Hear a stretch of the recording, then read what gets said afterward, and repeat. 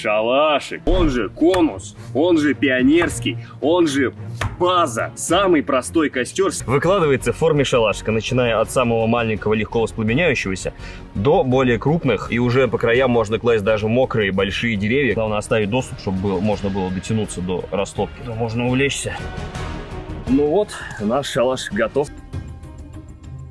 Вот, и добавляем в огонечек побольше всякой растопки. Костер-шалаш у нас готов, прекрасно разгорелся, дрова сушатся, дрова горят, тепло, хорошо. Простота изготовления 10 баллов, экономичность 4, потому что прогорает он довольно быстро. Теплоотдача, я думаю, 7, ставлю тогда ему 9. С этим костром можно делать вообще все, что угодно. Суммарный костер набирает средняя оценка 7,5. Смотри, пошел разваливаться, сволочь. Вот главный его недостаток, то, что он разваливается.